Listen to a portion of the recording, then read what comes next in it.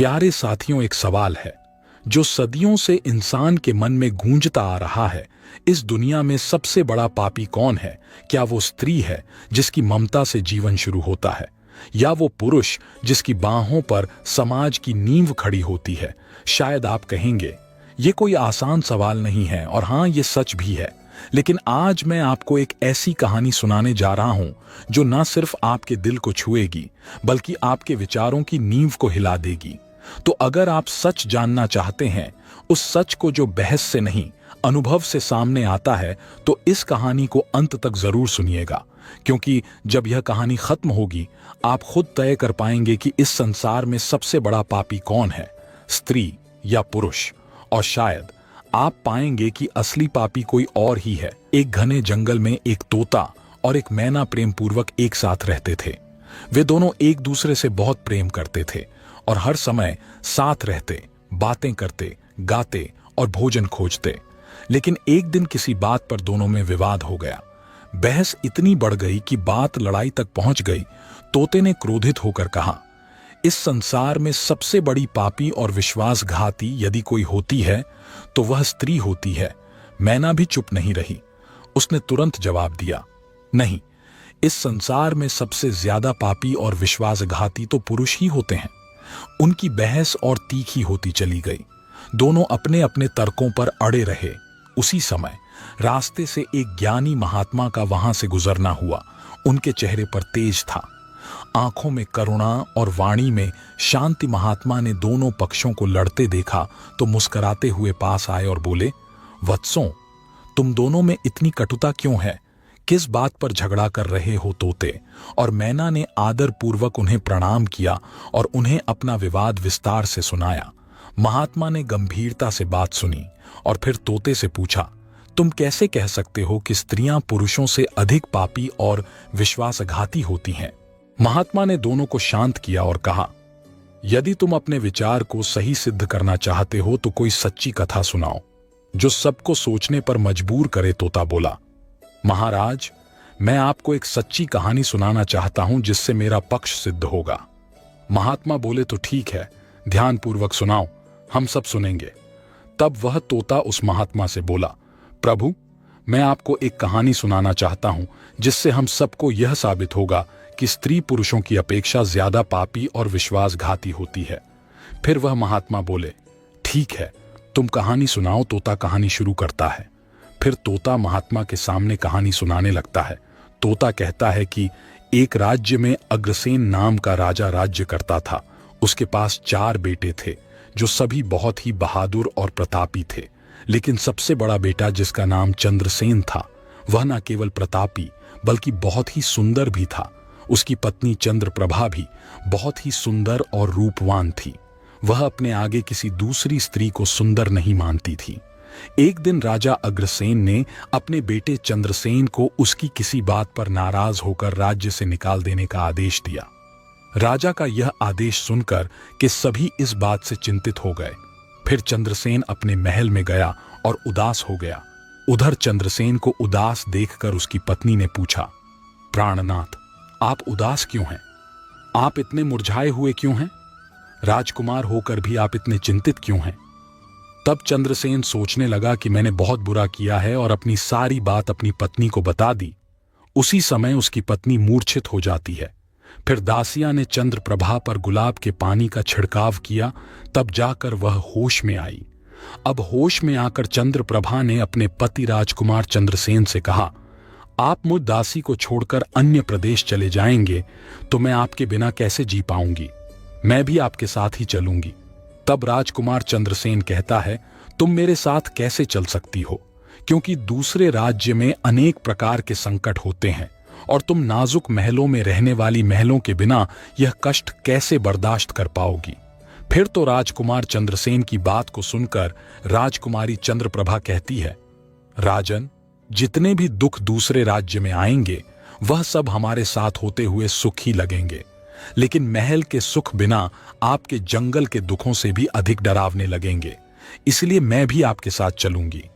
राजकुमारी चंद्रप्रभा की आंखों में आंसू देखकर चंद्रसेन ने मन में सोचा कि वह मेरे बिना नहीं रह सकती। इसीलिए मुझे इसको तड़पते हुए छोड़कर जाना सही नहीं होगा।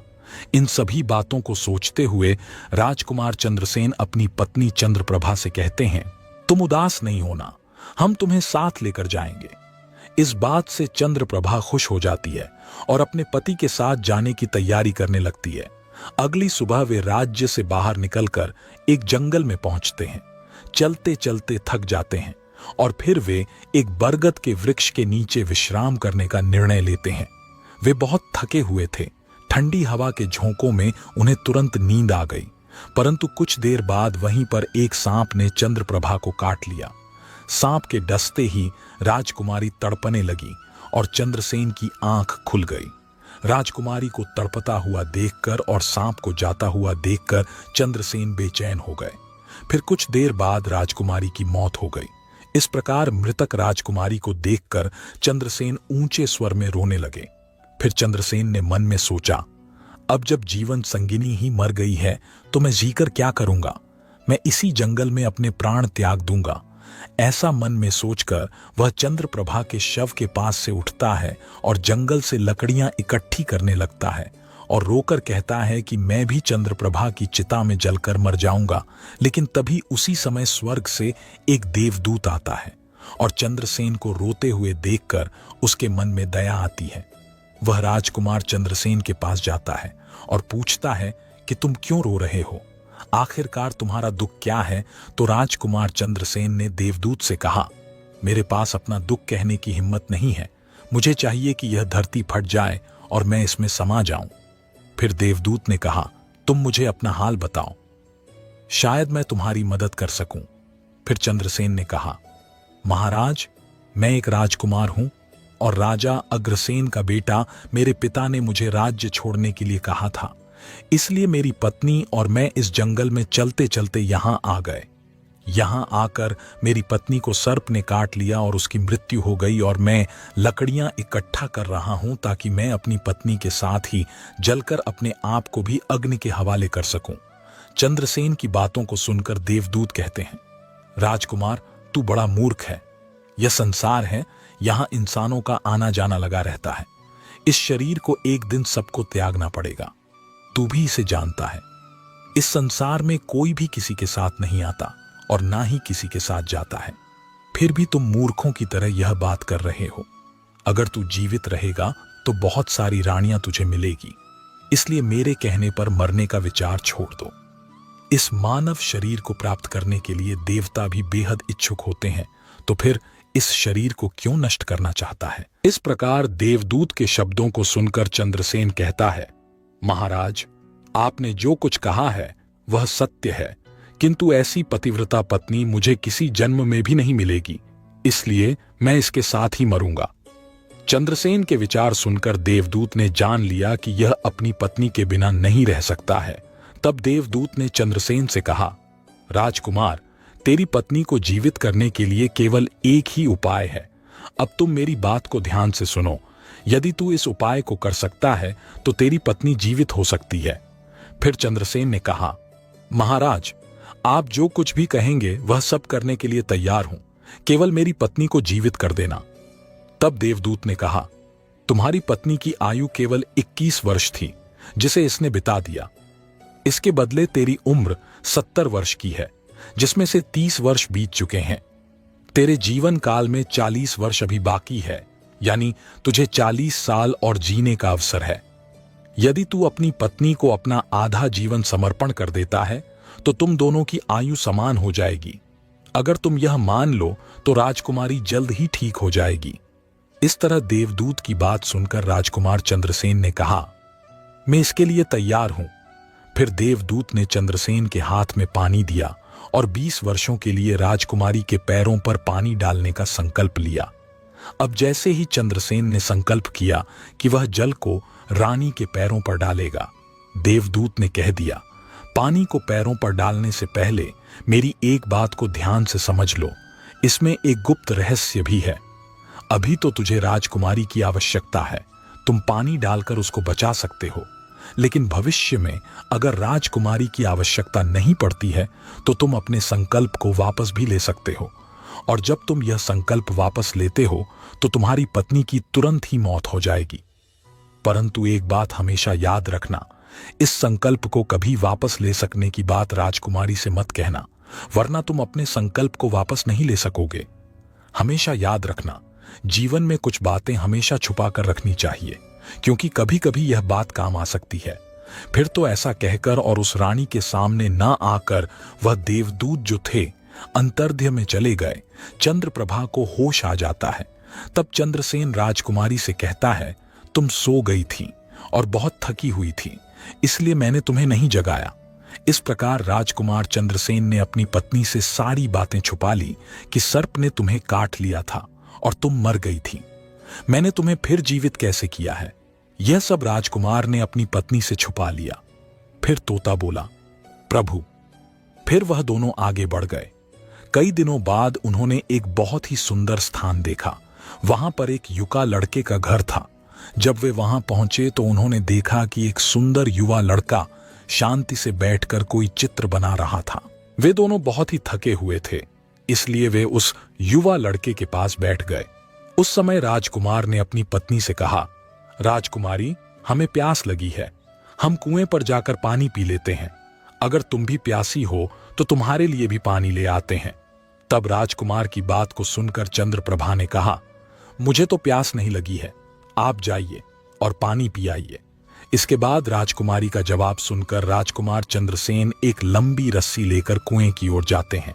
चंद्रसेन पानी पीने पहुंचे तो राजकुमारी चंद्रप्रभा उस चित्रकार की ओर देखती है। चंद्रप्रभा उस चित्रकार की सुंदरता को देखकर उस पर मोहित हो गई, अर्थात वह उसको दिल दे बैठी थी। अब वह चित्रकार से कहती है कि हे महोदय, आप तो यहां बहुत खुशी से रहते हैं। चित्रकार ने कहा, तुम भी मेरे साथ रह सकती हो, लेकिन तुम्हारे पति भी साथ में हैं, तो हम कैसे तुमको रख सकते हैं। इसके बाद राजकुमारी चंद्रप्रभा ने चित्रकार के सामने अपनी प्रेम लीला प्रकट की तो चित्रकार ने कहा, मैं एक उपाय बताता हूं, तुम अपने पति को जिस कुएं में वह पानी पीने गया है उसी कुएं में धकेल देना, फिर जो होगा हम देख लेंगे। फिर चित्रकार की बात सुनकर चंद्रप्रभा ने कहा, ठीक है, मैं ऐसा ही करूंगी। अब इतनी ही देर में राजकुमार चंद्रसेन पानी पीकर राजकुमारी के पास आया तो वह कहने लगी, मुझे भी अब प्यास लग रही है, कुएं पर वापस चलकर मुझे भी पानी पिलाओ। तो राजकुमार चंद्रसेन बोला, मैंने तुमसे पहले ही पूछा था और तुमने मना कर दिया था। खैर, अगर तुमको प्यास लगी है तो मैं अभी पानी लेकर आता हूं। तब चंद्रसेन पानी लेने चला तो चंद्रप्रभा भी उसके साथ चल दी और कहने लगी, मैं भी तुम्हारे साथ चलती हूं। बेचारा चंद्रसेन तो उसके प्रेम में पागल था। उसको क्या मालूम था कि यह मेरे प्राण लेने के लिए मेरे साथ आ रही है। साथियों, वास्तव में विद्वान सच कहते हैं कि स्त्रियों के चरित्र को देवता भी नहीं जान सकते। मानव क्या चीज है, उनके जाल में अच्छे बुद्धिमान भी फंस जाते हैं। जब राजकुमार चंद्रसेन कुएं पर जाकर पानी भरने के लिए बाल्टी डालता है तो चंद्रप्रभा अपने पति यानी राजकुमार चंद्रसेन को धक्का देकर कुएं में गिरा देती है और खुद उस चित्रकार के पास चली जाती है।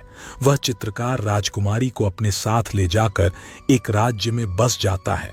वहां दोनों खुशी से रहने लगते हैं। चित्रकार ने फिर चंद्रप्रभा को ऐसा नाचना और गाना सिखाया कि वह नृत्यांगना के रूप में मशहूर हो गई। धीरे धीरे वह राजकुमारी पूरे नगर में प्रसिद्ध हो गई। इस तरह चंद्रप्रभा के नृत्य और गीत के कारण उस चित्रकार के पास लाखों रुपए बन गए। राजकुमारी भी उस चित्रकार के साथ शांति से रहने लगी। जिस समय चंद्रप्रभा ने अपने पति चंद्रसेन को कुएं में धकेल दिया था, तब संयोग से एक जंजीर जो कुएं में लटकी थी उसे चंद्रसेन ने पकड़ लिया था और उसको पकड़कर कुएं में लटकता रहा। ईश्वर को याद करते हुए वह सोचने लगा, क्या यही मेरे प्यार की सजा है। कुछ समय बाद बंजारों का एक काफिला वहां आया। काफिले में से एक बंजारा बाल्टी लेकर कुएं का पानी भरने लगा। जब उसने पानी में बाल्टी डाली तब चंद्रसेन ने उसकी बाल्टी को हाथ से पकड़ लिया। बंजारा यह देखकर चौंक गया और पूछा, तुम कौन हो? राजकुमार चंद्रसेन ने कहा, भाई, मैं अटका हुआ हूं, मुझे यहां से निकालो और मेरी जान बचाओ। मैं सारी जिंदगी आपके उपकार को नहीं भूलूंगा। और ऐसा कहकर के राजकुमार चंद्रसेन बंजारे से प्रार्थना करने लगा। फिर राजकुमार चंद्रसेन के दुख को देखकर बंजारे को उस पर दया आ गई और उसने चंद्रसेन को कुएं से बाहर निकाल लिया और फिर पूछा, ए भाई, तुम कौन हो? तुम इस कुएं में कैसे गिरे? तुम मुझे अपना हाल बताओ। तब चंद्रसेन ने कहा, भाई, मैं अपना हाल आपसे कैसे कहूं जो मुश्किलें मेरे साथ हुई है। भगवान ना करें किसी के साथ ऐसा हो। फिर चंद्रसेन ने कहा, यदि तुम मुझसे जानना ही चाहते हो तो मैं आपको अपनी कहानी सुनाता हूं। मैं एक राजकुमार हूं। मेरे पिता ने मुझे राज्य से निकाल दिया था, इसलिए मैं अपनी प्रिय पत्नी के साथ एक जंगल में पहुंच गया। मेरी पत्नी और मैं एक दूसरे से बहुत प्यार करते थे। जंगल में एक सांप ने मेरी पत्नी को काट लिया, जिससे उसकी मृत्यु हो गई। मैं जब अपनी पत्नी के साथ मरने जा रहा था तब एक देवदूत ने मुंह पर दया की और मेरी आयु के 20 वर्ष मेरी पत्नी को देने के बाद उसे पुण्य जीवित कर दिया। फिर हम उस जंगल से आगे बढ़े। कुछ दिनों बाद हम एक स्थान पर पहुंचे जहां एक चित्रकार का डेरा था। मुझे प्यास लगी, मैं पानी पीने गया। जब मैं वापस आया तो मेरी पत्नी ने मुझसे कहा कि उसको भी प्यास लगी है, मुझे भी पानी पिलाओ। और इसी तरह कहकर मेरी पत्नी मेरे साथ उस कुएं पर आ गई। मैं कुएं से पानी निकाल रहा था तो उसने मुझे पीछे से धक्का दे दिया। कुएं में लटकी हुई यह जंजीर मेरे हाथ में आ गई, जिससे मैं कुएं में गिरने से बच गया। और फिर जब आप आए तो मैंने आपको आवाज दी। इसके बाद आपने मुझे कुएं से बाहर निकाला। इस प्रकार राजकुमार चंद्रसेन ने दुखी मन से सारा हाल उस बंजारे से कह दिया और फिर अपनी व्यथा सुनाकर चंद्रसेन चुप हो गया।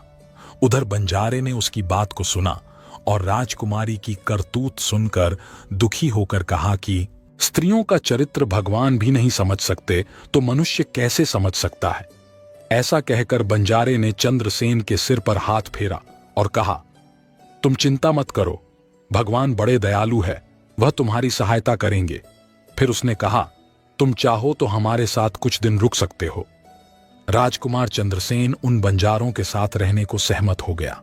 फिर उनकी सहायता से वह कुछ दिनों बाद उसी राज्य में पहुंचा जहां उसकी पत्नी चंद्रप्रभा और वह रह रहे थे। उस राज्य को देखकर उसने बंजारे से कहा, भाई, मेरी इच्छा है कि तुम कुछ दिन इस राज्य में रहो। तब बंजारे ने कहा, जैसी आपकी मर्जी, मुझे कोई आपत्ति नहीं। फिर राजकुमार चंद्रसेन जो बंजारे से विदा होकर राज्य में आया और काम की तलाश में घूमने लगा। कुछ दिनों बाद राजकुमार की मेहनत परिश्रम देखकर उसे एक बड़े व्यापारी ने अपने पास नौकरी पर रख लिया। इस तरह राजकुमार चंद्रसेन ने उस व्यापारी के पास रहना शुरू किया और बड़ी मेहनत और प्यार से अपने कर्तव्यों का निर्वाह करना शुरू किया। यह देखकर उस व्यापारी ने चंद्रसेन को बड़ा सम्मान दिया और उसे अपने यहाँ का मुनीम बना लिया। और इस तरीके से राजकुमार चंद्रसेन के दिन बड़ी खुशी खुशी गुजरने लगे। अब एक दिन नगर के राजा के यहाँ चंद्रप्रभा के नृत्य का आयोजन हुआ। राजा ने उस शहर के सभी बड़े व्यापारी और सेठों को अपने यहाँ नृत्य देखने के लिए आमंत्रित किया। जब राजकुमारी चंद्रप्रभा का नृत्य होने वाला था, शहर के सभी व्यापारी और सेठ साहूकार राजा के यहाँ पहुंच गए। चंद्रसेन जो राजकुमारी के नृत्य और गायन की प्रशंसा सुनता था, उसने भी सोचा कि मुझे इस नृत्य को देखना चाहिए। वह भी राजा के दरबार में सेठ के साथ पहुंच गया। राजकुमारी ने अप्सरा के समान नृत्य किया और अपनी सुरीली आवाज में कई सुंदर रागों को प्रस्तुत किया। उसके गाने को सुनकर महफिल के सभी लोग आश्चर्य में आ गए और सभी ने बहुत सारे इनाम दिए। इसके साथ ही राजा से लेकर प्रजा तक सभी ने उसकी प्रशंसा की। राजकुमार चंद्रसेन ने अपने हाथ की अंगूठी निकली जिसमें हीरा जड़ा हुआ था और उस अंगूठी को चंद्रप्रभा को भेंट कर दी। इसके बाद चंद्रप्रभा ने अंगूठी को पहचान लिया और मन ही मन में कहने लगी, यह तो बहुत बड़ा आश्चर्य हो गया। मेरा पति जिंदा है और यहां पहुंच गया है। अब वह मुझे नहीं छोड़ेगा, इसलिए मुझे कुछ ऐसा करना चाहिए जिससे वह मारा जा सके। उसने मन में सोचा, अब मैं यहाँ के राजा को एक सुरीला गाना और नृत्य प्रस्तुत करती हूँ जिससे वह खुश होकर मुझे कुछ मांगने के लिए बोलेंगे। तब मैं राजा के आदेश से उसे मरवा दूंगी। इसके बाद राजकुमारी चंद्रप्रभा ने एक सुरीला गाना और नृत्य प्रस्तुत किया। राजकुमारी की इस बसंत की बहार को सुनकर राजा खुश हुआ।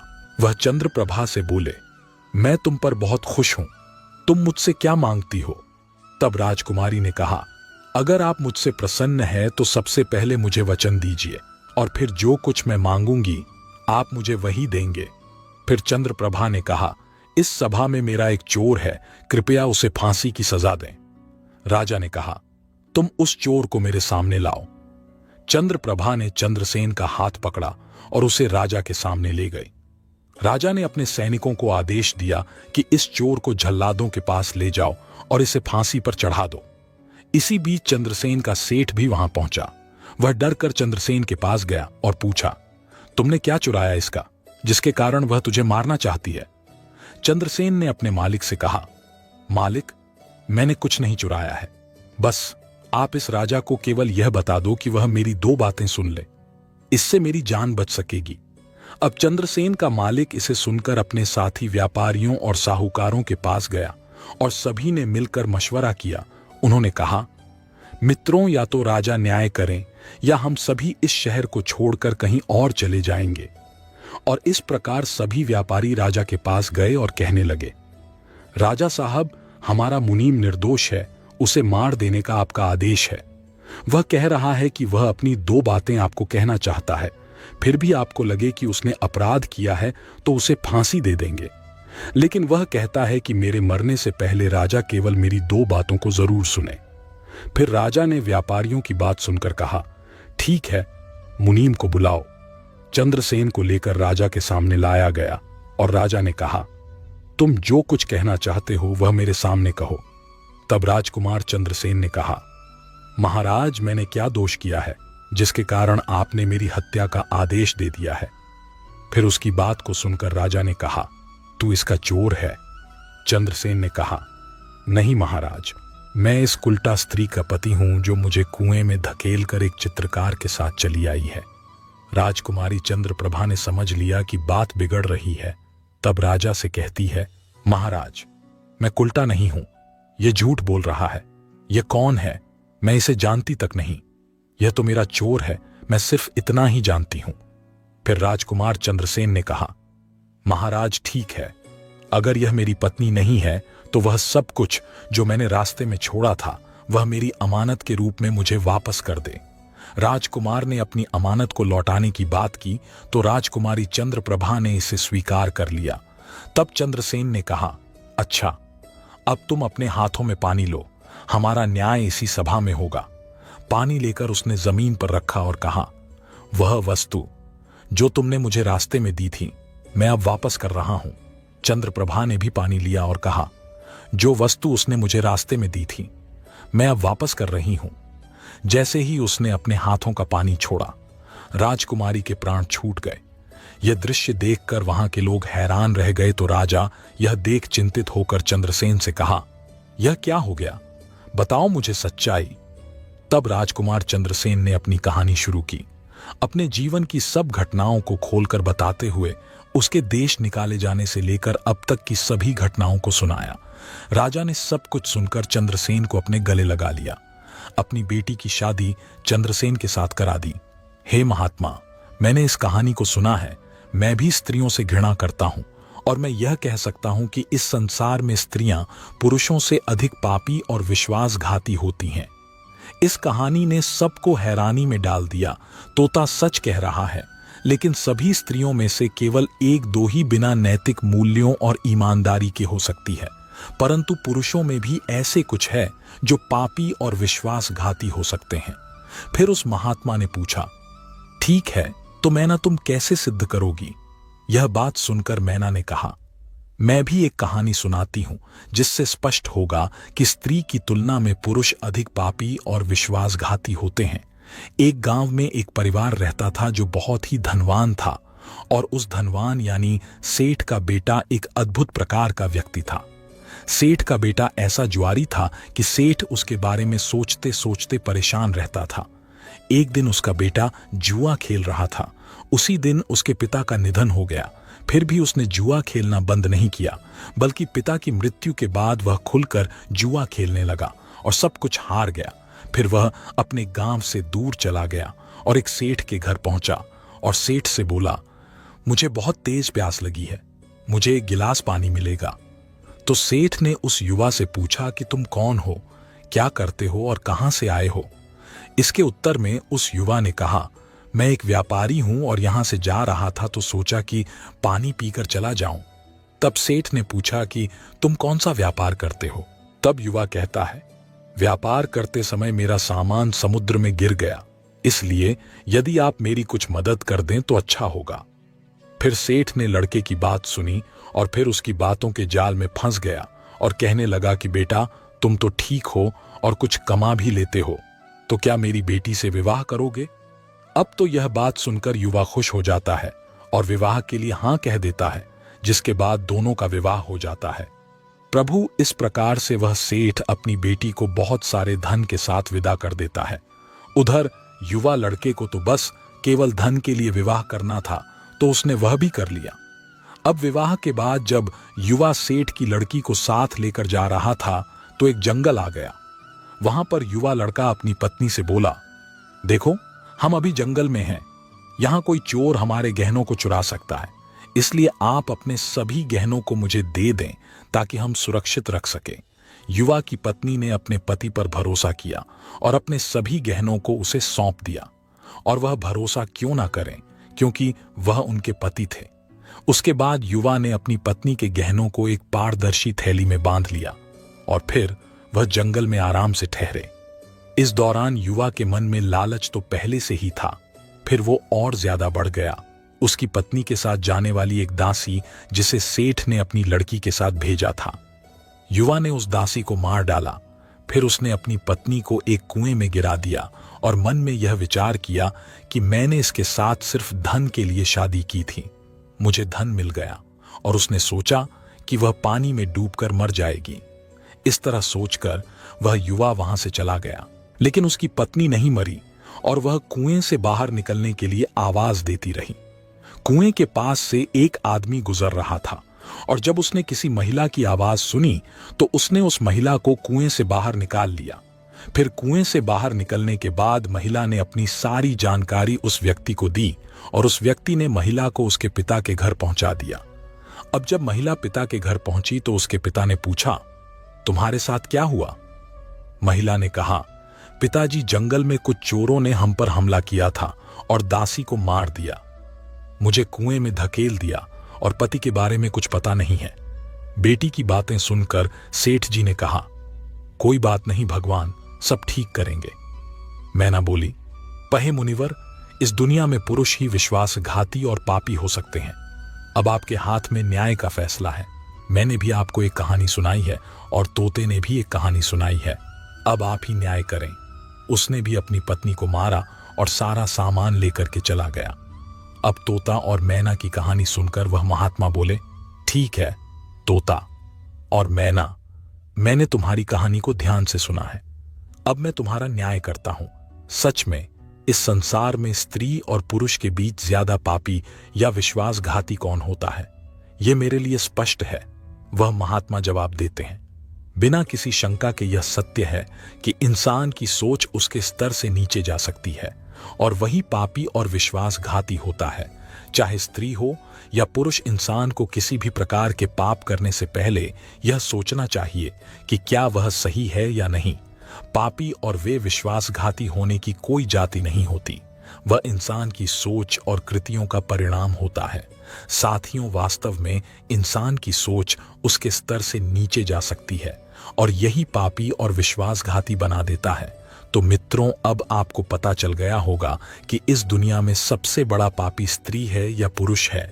चाहे स्त्री हो या पुरुष हो, कोई भी हो, पर जो सबसे बड़ा पाप करता है वही पापी होता है। दोस्तों, इस संसार में जब भी पाप और विश्वासघात की चर्चा होती है, अक्सर लोग स्त्री या पुरुष को दोषी ठहराते हैं, लेकिन सच्चा उत्तर इससे कहीं अधिक गहरा है। एक दिन एक जिज्ञासु युवक ने महात्मा से पूछा, गुरुदेव बताइए, स्त्री अधिक पापी होती है या पुरुष? महात्मा मुस्कुराए, उनकी आंखों में करुणा की चमक थी। उन्होंने बड़े धैर्य से कहा, बेटा, बिना किसी संदेह के जान लो, पाप और विश्वासघात का कोई लिंग नहीं होता। इंसान चाहे स्त्री हो या पुरुष, जब उसकी सोच अपने स्तर से नीचे गिरती है तब वह पाप के मार्ग पर बढ़ता है। सच्चा मनुष्य वह है जो हर कर्म से पहले अपने अंतःकरण से पूछे, क्या मैं जो करने जा रहा हूं वह धर्म है या अधर्म? यदि इस छोटे से सवाल पर भी वह सच्चाई से टिक नहीं पाता तो वह धीरे धीरे अपने आप को खो बैठता है।